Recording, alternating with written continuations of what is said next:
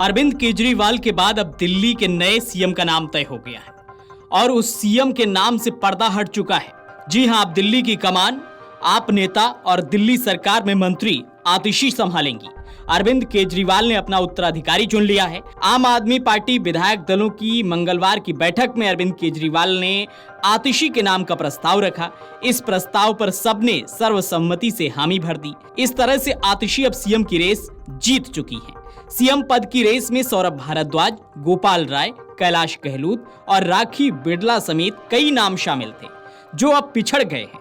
अब सवाल उठता है कि आखिर अरविंद केजरीवाल ने आतिशी को ही दिल्ली का नया सीएम क्यों बनाया है। इसके पीछे कई बड़े कारण हैं, लेकिन आज हम वो 5 बड़े कारण आपको बताएंगे जिसके चलते आतिशी को ही दिल्ली की कमान मिली है। आतिशी को अरविंद केजरीवाल का भरोसेमंद और काफी करीबी माना जाता है। आतिशी आम आदमी पार्टी की कोई नई नेता नहीं है, बल्कि वह अन्ना आंदोलन के समय से ही अरविंद केजरीवाल और संगठन के साथ जुड़ी रही हैं। महज 5 साल के भीतर उन्होंने अपनी काबिलियत से विधायक से मंत्री तक का सफर तय किया है। आतिशी 2020 में पहली बार कालका जी से विधायक बनी थी।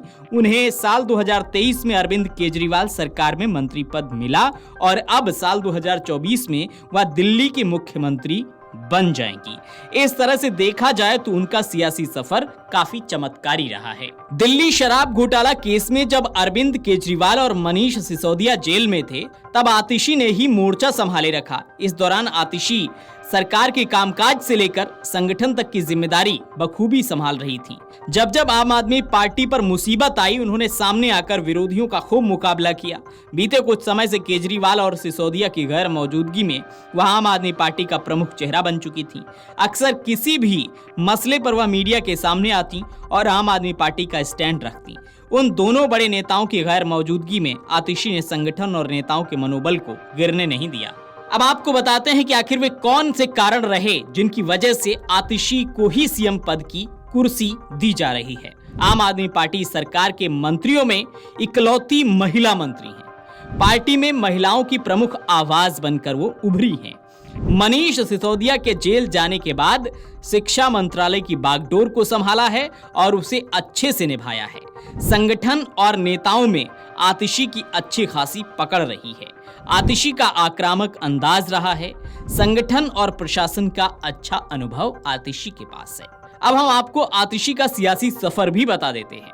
आतिशी लोकसभा चुनाव में भी किस्मत आजमा चुकी हैं। 2019 के लोकसभा चुनाव में आतिशी को आम आदमी पार्टी के उम्मीदवार के तौर पर पूर्वी दिल्ली का प्रभारी नियुक्त किया गया था। वह बीजेपी प्रत्याशी गौतम गंभीर से 4,77,000 वोटों के अंतर से चुनाव हार गई थी।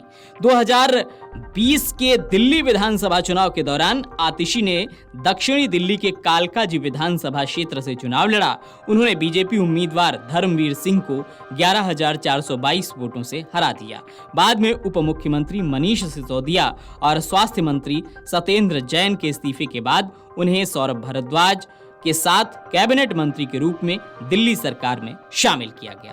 तो ये वो बड़े कारण हैं जिसके चलते अब आतिशी दिल्ली की बागडोर संभालेंगी। अरविंद केजरीवाल ने इस्तीफा दे दिया है और आतिशी के पास विधानसभा चुनाव से पहले कुछ ही महीनों का वक्त है। ऐसे में देखना होगा कि आतिशी किस तरह से दिल्ली के कामकाज संभालती हैं। वीडियो डेस्क अमरुजाला.com। अगर आप ये वीडियो YouTube पर देख रहे हैं तो हमारे चैनल को सब्सक्राइब करें और बेल आइकन को दबाना ना भूलें। अगर आप Facebook पर ये वीडियो देख रहे हैं तो हमारे पेज को लाइक करें।